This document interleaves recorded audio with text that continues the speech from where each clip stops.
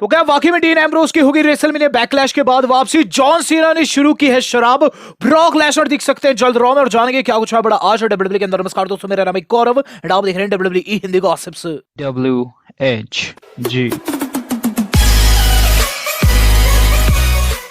तो दोस्तों आज की वीडियो काफी धांसू काफी एंटरटेनिंग होने वाली है। इसके अंदर दोस्तों हम Roman Reigns, dean Ambrose, Brock Lesnar जैसे सुपरस्टार्स की खबरों को कवर करने वाले।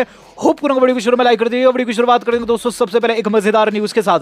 तो अगर मैं आपसे पूछूं कि सबसे फेवरेट टीम आपकी इस वक्त डब्ल्यूडब्ल्यूई में कौन सी है, तो कोई कहेगा आरके ब्रो, कोई कहेगा उसोस, क्योंकि दोस्तों इस संडे होने वाला एक 6 मैन टैग टीम मैच जो कि रेसलमेनिया बैकलैश का मेन इवेंट है। लेकिन उससे पहले ही इन दोनों टीम्स को एक टीम ने ऐसा चैलेंज कर दिया जैसा कि आपने सोचा भी नहीं होगा। नायोमी ने साशा ने चैलेंज कर दिया है RK Bro and the Usos को। नायोमी ने दोस्तों हाल ही में चीज कही कि देखो हमारी टीम सबसे बेस्ट है डब्ल्यूडब्ल्यूई में, हम आरके ब्रो को भी टेक ऑन कर सकते हैं एंड द उसोस को भी। वुमेन डिवीजन की जो टैग टीम है हमारी, उससे हर कोई डरा हुआ है और ऐसे में हमारे सामने कोई भी कंपटीशन नहीं है और हम इन दोनों के खिलाफ खुद को प्रूव कर सकते हैं। तो दोनों टीम्स के खिलाफ खुद को प्रूव करने की बात कही है। अगर इन फ्यूचर तो Usos RK Bro versus Sasha नायोमी का मैच होता है तो आपको क्या लगता है कौन जीतेगा? एंड कल दोस्तों आप में से बहुत सारे लोगों ने सही जवाब दिया है, नायोमी के पति है जिमी उसो। चलते हैं इससे अगली बड़ी न्यूज के ऊपर। तो गाइस वो हमारी जुड़ी हुई है AEW बिग कैस से। तो बिग कैस डब्ल्यूडब्ल्यूई के one of the best superstar जो कि 7 फुट से ऊपर थे, वो दोस्तों अब AEW को ज्वाइन कर चुके हैं। दरअसल इससे पहले दोस्तों इंपैक्ट रेसलिंग में फाइट करे थे मॉरिसी के नाम से, और मॉरिसी के नाम से आज उन्होंने डेब्यू किया ऑल एलिट रेसलिंग में, और जिसमें दोस्तों उन्होंने वार्लो को फेस किया। हालांकि मैच को वो जीत नहीं पाए, लेकिन वहां दोस्तों नाम की चैंट लगी है हमारे बिग कैस की। साथ ही साथ दोस्तों एंजो की नाम की भी चैंट लगी जो कि काफी मजेदार थी, थोड़ी सी डिफरेंट थी।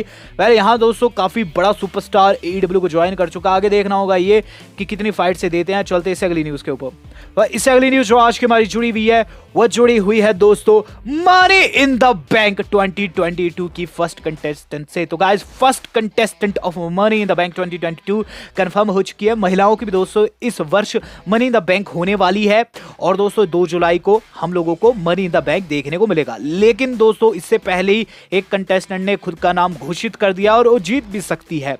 दरअसल दोस्तों जो हमारी अपनी लिव मॉर्गन है, उन्होंने खुद को कंफर्म कर दिया है। उन्हें ट्वीट करते हुए ये चीज लिखी है LITB यानी कि लिव इन द बैंक। खुद को दोस्तों उन्होंने फर्स्ट कंटेस्टेंट महिलाओं की घोषित कर दिया जो कि मनी इन द बैंक में उतरने वाली है।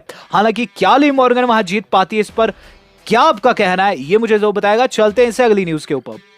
इससे अगली न्यूज जो आज की हमारी जुड़ी है वो जुड़ी है मनी इन द बैंक एक स्ट्रॉन्ग कंटेंडर से जिसने अपनी दारू लॉन्च कर दी है। तो एक तरीके की बोनस न्यूज है, जॉन सीना ने दोस्तों अपनी दारू लॉन्च कर दी है। तो जॉन सीना को दोस्तों हमेशा इस तरीके से देखा गया जैसे कि वो कोई फौजी हो, और हमेशा से दोस्तों जॉन सीना नशे पत्ते से दूर रहे हैं। लेकिन दोस्तों हाल ही में उन्होंने नशा बेचना सही समझा और सीना ने लॉन्च कर दी है अपनी प्री मिक्स्ड कॉकटेल। तो प्री मिक्स्ड कॉकटेल दोस्तों उन्होंने कल लॉन्च कर दी है। थॉमस एशबॉर्न करके इसका नाम है। यहाँ दोस्तों सीना ने क्या कहा है इसके ऊपर, वही चीज बोले। काफी समय से मैं इस पर रिसर्च कर रहा था और फाइनली अब मैं इसमें घुस रहा हूँ। सीना दोस्तों दारू लॉन्च किए हैं और कुछ दोस्तों द रॉक के जैसा वो कर रहे हैं। अब देखते हैं क्या उनकी जो एक कॉकटेल है क्या ये हिट होती है या फिर नहीं। हालांकि सीना की बात करूं मेरे हिसाब से वो मनी इन द बैंक जीतने के प्रबल दावेदार है इस साल के। चलते हैं दोस्तों इस अगली न्यूज के ऊपर। भाई इससे अगली न्यूज वो आज की बार जुड़ी हुई है, वो जुड़ी हुई है दोस्तों रैंडी ऑर्टन के नए कांड से। तो रैंडी ऑर्टन दोस्तों काफी कांडी इंसान है और आए दिन इनके दोस्तों नए कांड निकलकर सामने आते हैं। हाल में दोस्तों इन्होंने कुछ ऐसी चीज की है जो कि काफी फनी होने के साथ साथ काफी इंटरेस्टिंग भी थी। हाल ही में दोस्तों जो रैंडी ऑर्टन है उनकी एक क्लिप काफी ज्यादा वायरल हो रही सोशल मीडिया के ऊपर, जो कि 2 हफ्ते पुरानी है। अब इस 2 हफ्ते पहले दोस्तों Sami Zayn versus Drew McIntyre हुआ था स्मैकडाउन में, आपको याद होगा, जो कि एक गॉन्टलेट मैच था। उसी मैच के अंदर दोस्तों एक जगह पर जहां बहुत सारे सुपरस्टार्स जो कि गॉन्टलेट थे इकट्ठे होते हैं, लेकिन रैंडी ऑर्टन नीचे गिरे हुए मिलते हैं। जहां फैन उनसे पूछता है कि रैंडी आप नीचे क्यों लेटे हुए हैं, रैंडी कहते हैं I don't wanna get landed on, यानी कि मैं नहीं चाहता कि मेरे ऊपर कोई कूदे। जिसके ठीक बाद ड्रू मैकिंटायर सबके ऊपर डाइव लगाते हैं और रैंडी ऑर्टन वहां मुस्कुरा रहे होते हैं। तो गाइस यहाँ रैंडी ऑर्टन जो है वो काफी बड़ा कांड कर दिया है। आपने अक्सर देखा होगा कि जब भी कोई सुपरस्टार कूद लगाता है टॉप रोप के ऊपर से, तो 2-3 सुपरस्टार सुपरस्टार बिन बात के लेट जाते हैं, लेकिन रैंडी ऑर्टन ने कोशिश की कि वो फेक ना करे और स्वयं पहले ही वो लेट गए। तो गाइस काफी फनी इंसिडेंट यहाँ हुआ है रैंडी ऑर्टन की तरफ से। कहना पड़ेगा रैंडी ऑर्टन एक ओपी सुपरस्टार है। आप में किस किस के फेवरेट है बताए जरूर।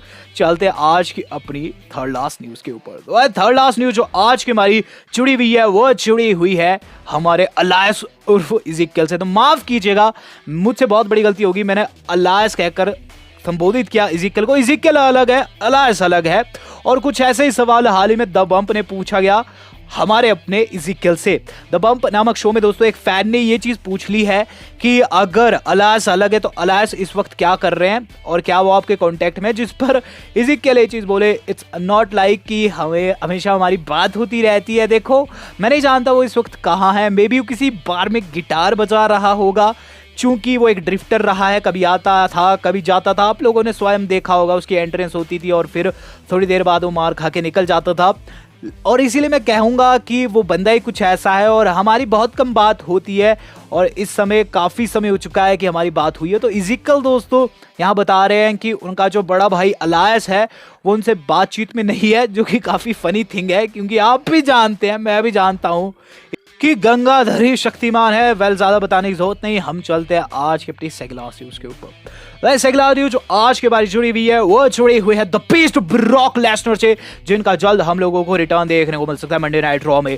तो काफी सीरियस अपडेट है दोस्तों, मंडे नाइट रॉ की जो रेटिंग है लगातार गिरती जा रही है। लास्ट वीक दोस्तों मंडे नाइट रॉ की जो रेटिंग थी वो 1.6 मिलियन थी और इस हफ्ते जैसे कि मैंने आपको बताया भी ये 1.5 मिलियन हो चुकी है, जो कि दोस्तों काफी सीरियस थिंग है। डब्ल्यूडब्ल्यूई इस वक्त दोस्तों 100% दे रही है मंडे नाइट रॉ को, जहां कोडी, सैथ रॉलिंस, रोमन रेंज जैसे सुपरस्टार्स को फीचर किया जा रहा है। लेकिन मंडे नाइट रॉ की रेटिंग जो है कि रुकने का नाम ही नहीं ले रही है और लगातार डिक्रीज ले रही है और दोस्तों डाउनफॉल उसमें देखने को मिल रहा है।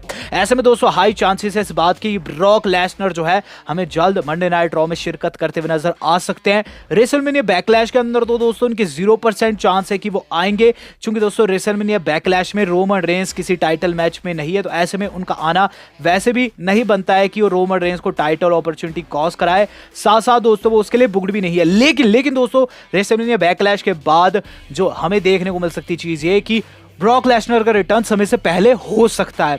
एंड इसका रीजन मैं आपको ऑलरेडी बता चुका हूं। डब्ल्यू वालों को दोस्तों रेटिंग्स पर फोकस करना और इस वक्त डब्ल्यू वाले भी काफी ज्यादा चिंतित है ऐसा बताया जा रहा है। अब दोस्तों देखना होगा ये कि क्या आगे होता है और ब्रॉक लेसनर मेरे हिसाब से समय से पहले आ सकते हैं। हालांकि उनके कंफर्म्ड रिटर्न की बात करूं तो गाइस वो आपको मनी इन द बैंक में जरूर देखने को मिलेंगे। चलते दोस्तों आज की अपनी मेन खबर को। तो इस मेन खबर जो आज की हमारी जुड़ी हुई है वो जुड़ी हुई है जॉन मॉक्सली के इस मंथ रिटर्न से। तो गाइस मैंने आपको सबसे पहले रिपोर्ट करके बताया था कि मई मंथ में जॉन मॉक्सली का रिटर्न हो सकता है डब्ल्यूडब्ल्यूई में, और उसके पीछे का रीजन भी मैंने आपको बताया था उस वीडियो में कि डीन एम्ब्रोस का जो कॉन्ट्रैक्ट है वो अभी से 3 साल पहले मई के आसपास ही साइन हुआ था, तो मई के आसपास ही ये खत्म होगा।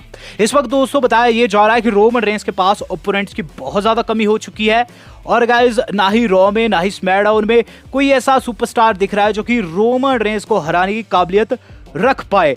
डीन एम्ब्रोज एक ऐसे सुपरस्टार है जो कि रोमन रेंज को कड़ी टक्कर दे भी सकते हैं और हरा भी सकते हैं, क्योंकि वो काफी स्ट्रॉन्ग स्टाइल टाइप के सुपरस्टार है। लेकिन क्या डीन एम्ब्रोज इस मई के मंथ में आने वाला है? क्या बैकलैश के बाद वो ट्राइबल चीफ के ऊपर धावा बोलेंगे? गाइस जवाब है जी नहीं, ऐसा नहीं होने वाला और इसके पीछे एक स्ट्रॉन्ग रीजन है।